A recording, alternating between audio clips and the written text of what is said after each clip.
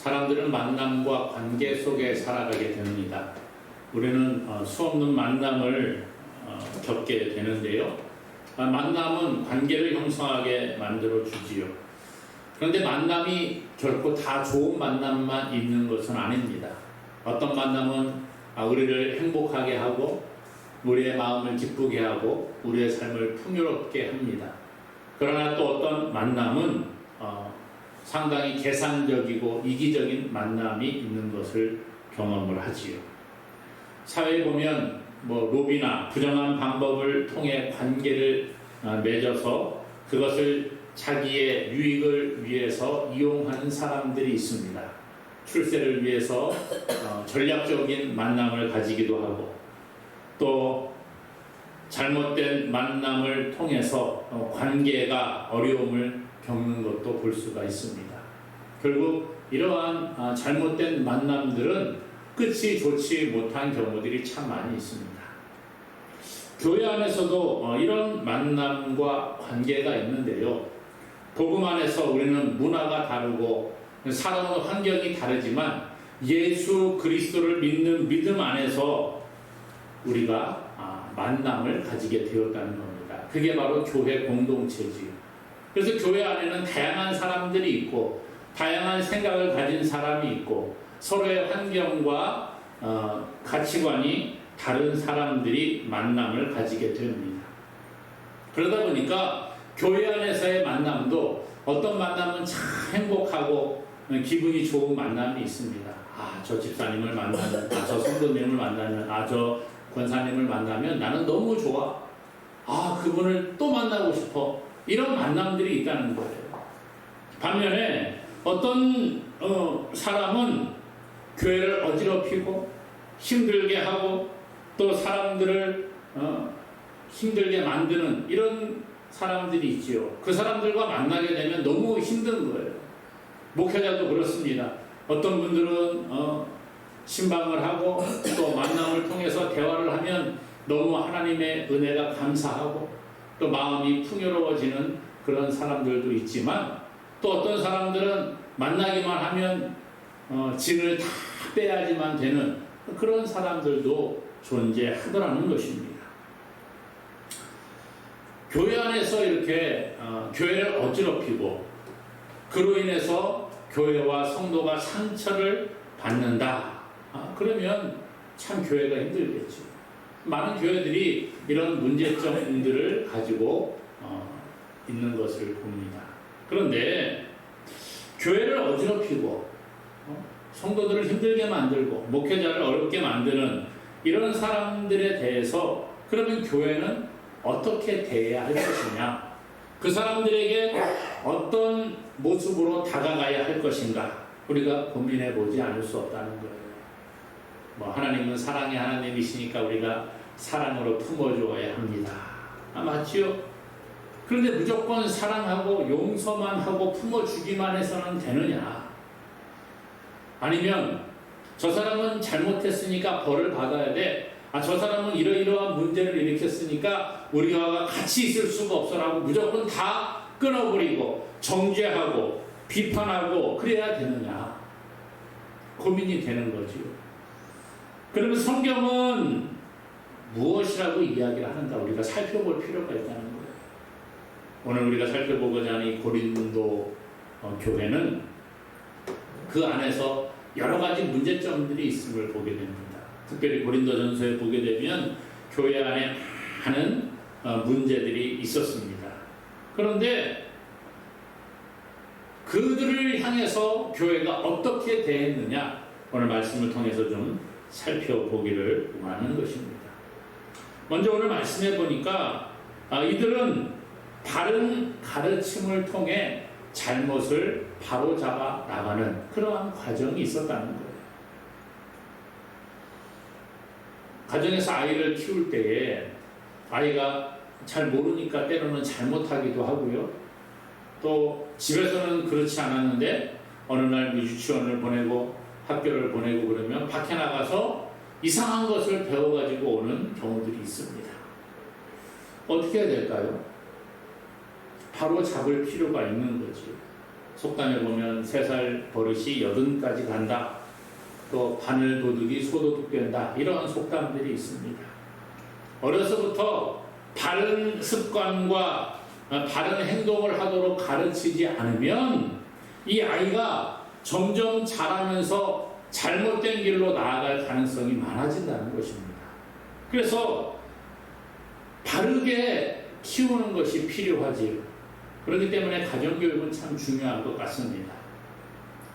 아이들 키우는 것뿐만 아니라 우리가 삶 가운데에서 우리의 습관을 어떻게 들이느냐 아주 중요한 것 같습니다. 운전을 해보면 운전자마다 습관이 다 다르더라고요. 어떤 사람은 좋은 습관을 가지고 운전하는 사람이 있는 반면에 어떤 사람은 좀 좋지 않은 습관을 가지고 운전하는 사람들도 있습니다. 운동하는 것도 마찬가지인 것 같습니다.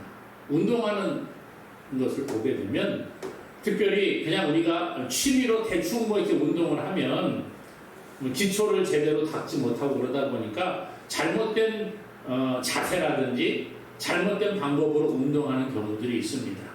그런데 이 습관이 한번 잘못 들면 이 고치는 게 쉽지가 않더라는 거예요. 그래서 운동도 마찬가지로 처음에 배울 때부터 제대로 기초부터 배우는 것이 중요합니다. 그래서 코치가 필요한 것 같아요. 습관을 들인다고 하는 것은 그렇게 중요한 것 같습니다. 이 고린도 교회가 잘못된 문화와 잘못된 사상이 교회 안에 들어옴으로 말미암아 교회가 처음에는 바르게 성장을 했어요. 그런데 잘못된 사상들이 들어오고 잘못된 생각을 가르치는 사람들이 들어와서 이 사람 저 사람에게 그런 것들을 전파하다 보니까 교회가 자꾸 믿음이 흔들리는 겁니다. 잘못된 사상으로 빠지게 되는 거예요. 그런 사람들을 보면서 바울은 그들을 엄하게 꾸짖고 하나님이 기뻐하시는 바른 삶으로 나아가도록 권면을 할 필요가 있었다는 것을 느끼게 됐어요.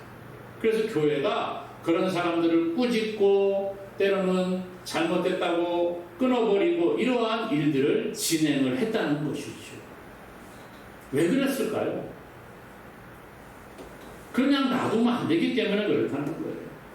우리가 어떤 사람이 잘못했을 때에 무조건 용서하는 것, 이것은 바른 모습이 아니지요. 하나님은 사랑의 하나님이십니다. 그러나 동시에 하나님은 또한 공의의 하나님이시기도 하다는 거예요.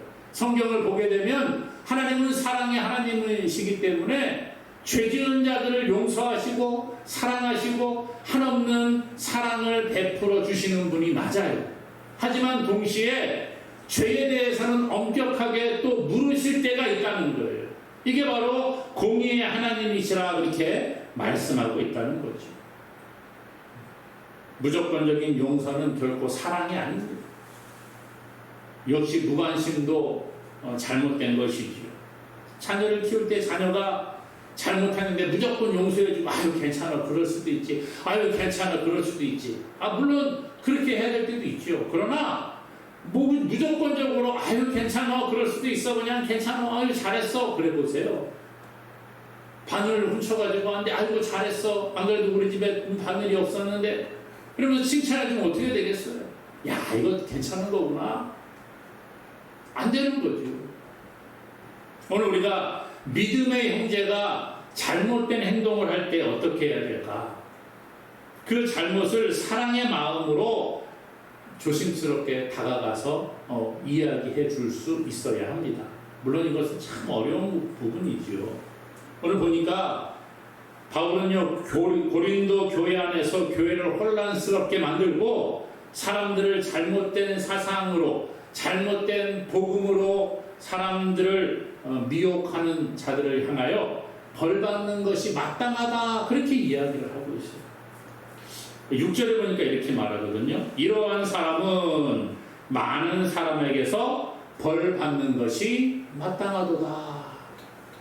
이러한 사람 고린도 교회 안에 잘못된 사상을 가지고 오고 잘못된 생각들을 심어주었던 이런 사람들은 벌받는 것이 마땅하다 그렇게 이야기를 하는 거예요. 하나님께서는 죄를 미워하시고 죄에 대해 징계하시는 분인 줄로 우리가 믿습니다. 성경은 그거 이야기하고 있어요. 사무엘 하에 보면 다윗이 이제 왕으로 등극을 하게 됩니다. 그리고 난 후에 시간이 좀 지나서 이제 다윗이 마음속에 나는 왕궁에 사는데 우리 하나님을 모시고 있는 저 장소는 그냥 성막, 천막이라고 그러죠. 천막으로 이렇게 쳐 있는 것을 보게 된 거예요. 그리고 마음에 생각합니다. 나는 이렇게 멋있는 왕궁을 지어놓고 살아가는데 하나님은 저렇게 천막으로 이렇게 만들어 놓은 성막에 하나님의 궤를 모셔놓는 것이 마음에 너무 안 좋았어요. 그래서 성전을 건축하고자 하는 마음을 가지게 됩니다. 그때 하나님께서 다윗에게 선지자를 보냅니다. 나단이라는 선지자를 보내가지고 하나님의 마음을 가르쳐 주는 거예요. 그러면서 이런 얘기합니다. 사무엘하 7장 14절에 보니까 나는 그의 아버지가 되고, 하나님께서 그러시는 거예요. 나는 그의 아버지, 다윗의 아버지가 되고 그는 내 아들이 되리니 그가 만일 죄를 범하면 내가 사람의 매와 인생의 채찍으로 징계하려니와, 이렇게 말씀하세요. 하나님께서 말씀하신 거예요. 나는 그의 아버지가 되고 그는 내 아들이 될 텐데 만일 죄를 범하면 어떻게 할 거냐? 내가 그 아버지가 됐으니까 오냐 그러는 게 아니라는 거예요. 사람의 매와 인생의 채찍으로 징계할 것이다, 이런 얘기하셨어요. 오늘 우리가 형제를 향하여 무조건적인 비난을 하는 것은 잘못된 것입니다. 무조건적으로 정죄하고 너는 나빠, 너는 잘못됐으니까 나하고 끊어야 돼, 이것은 옳지 않은 거죠. 그러나 무조건적인 용서도 옳지 않다는 거예요. 바울은 믿음의 아들 디모데를 향하여 이렇게 말합니다. 범사의 오래 참음과 가르침으로 경책하며 경계하며 권하라. 경책, 꾸짖으라는 거예요. 경계해주라는 거예요. 너 그거 잘못된 거야, 그렇게 말해주라는 거예요. 권해주라는 거예요. 권면을 해주라는 거예요. 왜 이것이 필요할까요? 죄라고 하는 것은요, 우리 안에 들어오면 순식간에 우리를 파괴하고 나뿐만 아니라 주변에 있는 사람들을 파괴한다는 거예요. 빵을 만들 때 그 안에 이스트라는 것을 넣어서 반죽을 이렇게 발효를 시킵니다. 그래야지 빵이 되지요. 요즘 좋은 곳에서는 효모를 넣어가지고 이렇게 한다고 하기도 하더라고요. 그렇죠. 누룩이라고 하죠. 누룩 같은 것들 이렇게 넣어서 또 하는 곳도 제가 있다고 들은 것 같아요. 그게 이스트와 이 누룩은 좀 발효시키는 것은 비슷하지만 거기에 발효가 됐을 때에 하는 반응은 다르다고 해요. 누룩이 훨씬 좋다고 하더라고요. 좋은 것들을 만들어낸다고 하는데, 제가 왜 이 말씀을 드리느냐, 성경은 뭐라고 하느냐, 이 누룩에 대해서 작은 누룩이 온 덩이에 퍼진다, 그렇게 말씀하시면서 누룩을 제거해야 한다, 그런 얘기하죠. 무슨 얘기냐? 그 누룩을 죄로 비유하는 겁니다. 나쁜 것에 비유하는 거예요. 그래서 나쁜 죄는 아주 작은 것이지만 그 공동체 안에 들어오게 되면 모든 사람들에게 죄가 번지게 된다는 거예요. 공동체를 파괴한다는 거예요. 여호수아 7장에 보니까 이런 내용이 소개가 됩니다. 하나님의 명령으로 여리고 성을 함락을 하게 합니다. 그때 하나님께서 말씀하신 게 있는데, 야, 여리고 성을 내가 너희에게 줄 테니까 거기에서 노력한 물건들은 여호와의 전에 바쳐라, 그렇게 말씀하세요.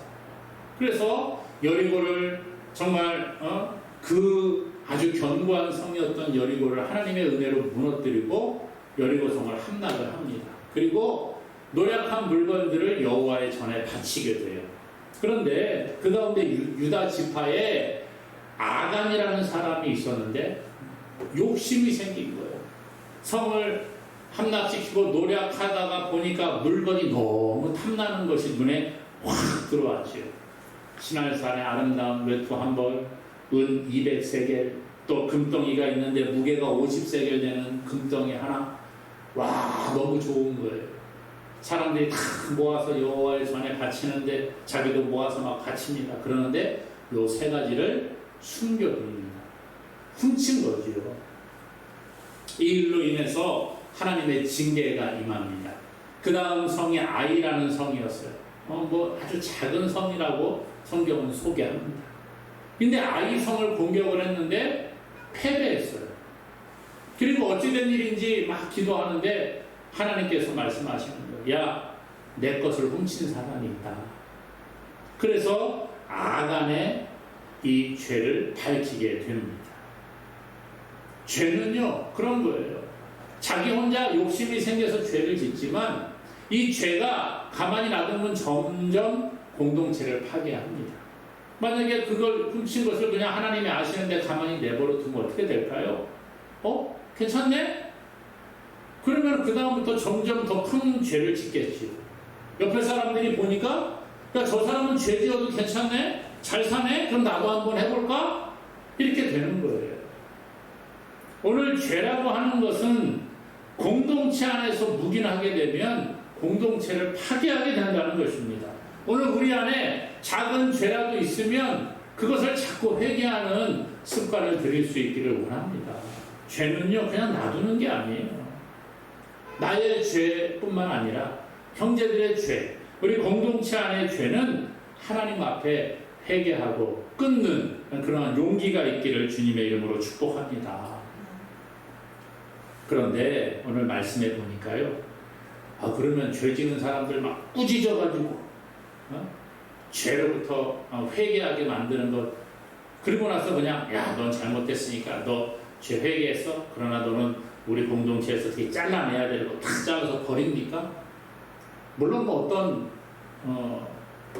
뭐 덩어리, 예를 들어 뭐 어떤 물건에 그런 것들이 잘못된 것이 잘라서 버릴 수는 있겠지요. 그러나 공동체는 그렇지 않다는 거예요. 교회는 그런 곳이 아닙니다. 성경은 뭐라고 이야기를 하느냐? 꾸짖음이 있으면 그 뒤에 용서해 주라는 거예요. 징계만 있고 사랑에 용서가 없으면 안 됩니다. 아이가 잘못했을 때에 부모가 따끔하게 혼내주어서 바르게 자라도록 하는 것은 부모의 의무이지요. 그런데 아이를 맨날 홈만 대고 있다. 그러면 되겠어요? 너 이거 잘못했으니까 안 돼! 고쳐야 돼! 이러고 막 혼냈어요. 그럼 아이가 잘못했어요. 용서해 주세요. 그러면 안 돼! 넌 용서가 필요 없는 애야! 그러면 되겠습니까? 이거 안 되는 거잖아요. 죄에 대해서 지적이 있고 잘못한 것에 대해서 회개를 하게 되면 그 다음에 용서가 필요하다는 거예요. 안아주고 그래 네가 잘못을 깨달았으니까 다음부터 그러면 안 돼. 타일러주고 사랑으로 품어줄 때 아이가 바르게 성장한다는 거예요. 교회가 그렇습니다. 잘못한 사람들이 있고 그럴 때에 징계하는 것은 교회가 마땅히 해야 될 일 가운데 하나지요. 그리고 난 다음에 할 일은 뭐예요? 사랑으로 용서해 주는 겁니다. 징계의 목적이 무엇입니까? 그들을 벌 주고 완전히 매장시키는 것이 목적이 아니라는 거예요. 징계의 목적은 죄를 깨닫고 돌이켜서 하나님께 돌아와 함께 아름다운 공동체를 만들어가는 게 징계의 목적이라는 거예요. 그래서 오늘 본문 7절, 8절은 이렇게 말합니다. 그런즉 너희는 차라리 그를 용서하고 위로할 것이니 그가 너무 많은 근심에 잠길까 두려워하노라. 그러므로 너희를 권하노니 사랑을 그들에게 나타내라. 사랑으로 용서해 주라는 것입니다. 그럼 얼마나 용서해 줄까요? 베드로가 예수님께 물어봅니다. 예수님, 형제가 나에게 죄를 범하면 얼마나 용서해 주면 좋겠습니까? 7번 하면 될까요? 7은 완전수거든요, 성경에. 7번 하면 될까요? 그랬더니 예수님 그랬어요. 예수님이 7번뿐 아니라 7번을 70번까지 해라. 7번을 70번까지 해서 용서를 해주라. 이 말은 계속 용서가 필요하다는 겁니다. 잘못을 깨닫고 뉘우치는 자에게 용서, 이것이 필요하다는 거죠. 아름다운 사랑의 용서가 있을 때에 그 공동체가 아름답게 성장한다는 거예요. 근데 이게 쉬울까요? 어려울까요? 어렵죠. 저도 그렇습니다. 인간이다 보니까 어떤 사람이 이러한 잘못을 했어요. 그러면 안 된다 그러고 얼르고 타이르고 용서해주고 그럽니다. 근데 똑같은 죄를 또 범하고 또 범하고 또 하고 그런다 그러면 용서하는 게 쉽지가 않더라는 거예요. 오늘 본문에 보니까 10절에 이렇게 말해요. 너희가 무슨 일이든지 누구를 용서하면 나도 그리하고 내가 만일 용서한 일이 있으면 용서한 그것은 너희를 위하여 그리스도 앞에서 한 것이니 이렇게 말합니다. 누구 앞에서 한 거라고요? 그리스도 앞에서 한 것이기 때문에 내가 그리스도의 심장을 가지고 여러분들을 용서하는 것입니다 라고 이야기하고 있어요. 우리가 용서가 쉽지가 않습니다. 그렇지만 누구의 마음으로 하느냐? 사람의 생각으로 하는 게 아니라 예수 그리스도 앞에서 그리스도의 마음을 가지고 하라는 거예요. 하나님이 우리를 용서하시고 사랑하시되 그 아들 독생자를 십자가에 못 박아 피 흘려 죽게 하시기까지 우리를 사랑하고 용서하셨다는 거예요. 그것을 깨달으라는 거지요. 에베소서 4장 32절에 서로 친절하게 하며 불쌍히 여기며 서로 용서하기를 하나님이 그리스도 안에서 너희를 용서하심과 같이 하라 그렇게 말합니다. 하나님이 그리스도 안에서 너희를 용서하신 것처럼 여러분 용서하는 자가 되십시오 이렇게 말하고 있다는 거예요. 오늘 우리가 이렇게 하나님의 말씀을 깨닫고 서로 용서하는 자가 되기를 원합니다. 회개한 사람은 용서하고 품어주는 거예요. 왜요? 교회의 덕을 세워가는 방법이기 때문이라는 거예요. 다 끊어버리면 누가 남겠어요? 그리고 용서뿐만이 아니라 위로가 필요하다는 거예요. 본문 7절에 그러거든요. 그런즉 너희는 차라리 그를 용서하고 위로할 것이니 그렇게 말해요. 뭐 하라고요? 용서하고 위로해 주라는 거예요. 사실 뭐 누구나 나에게 좀 손해가 되고 나에게 나쁘게 하는 사람을 용서하고 뭐 위로하고 품어준다는 거 쉽지가 않습니다. 그러나 예수님께서는 서로가 사랑하고 위로하는 사랑의 공동체를 이루어 가기를 원하신다는 거예요. 고린도 교회 안에 분열이 있고 다툼이 있고 상처가 있는 교회였지만 그 교회 안에서 이러한 징계 이후에 용서와 위로가 있음으로 인해 교회가 아름답게 세워질 수 있었다는 것이죠. 이것이 필요하다는 만일 죄를 깨닫고 회개하고 용서를 구했는데 아주 싸늘한 반응을 보인다고 하면 그 사람이 근심하고 낙심하게 된다는 거예요. 뿐만 아니라 이것은 사탄에게 속아 넘어가는 것이라고 이야기하고 있어요. 11절에 그러잖아요. 이는 우리로 사탄에게 속지 않게 하려 함이라. 우리는 그 계책을 알지 못하는 바가 아니로라. 그냥 죄를 정죄만 하고 끊어버리면 이건 사탄의 계략에 넘어간다는 거예요. 죄는 끊어야 되지만 회개하고 돌아오는 자는 용서하고 위로해주고 품어주는 것이 필요하다는 것입니다. 오늘 위로와 용서의 과정을 통해 범죄한 사람이 다시 믿음의 공동체 안으로 들어오도록 우리는 도와줄 필요가 있습니다. 오늘 우리는 모두가 실수가 있는 연약한 존재들임을 고백하는 자가 되어야 합니다. 그리고 서로 용서하고 위로함으로 사랑의 공동체를 세워가야 할 것입니다. 사람을 보면 쉽지가 않겠지요. 그러나 하나님이 그리스도 안에서 우리를 사랑하신 그 사랑을 우리가 기억한다고 하면 그 사랑으로 다가갈 수 있을 것입니다. 오늘 바랍기는 혹시라도 우리 눈에 거슬리는 사람이 있을지라도 사랑으로 품어주고 용서하고 위로하고 믿음 안에 바로 설 수 있도록 서로가 서로를 이끌어 줌으로 아름다운 믿음의 공동체를 만들어가는 우리 모두가 되기를 주님의 이름으로 축복합니다.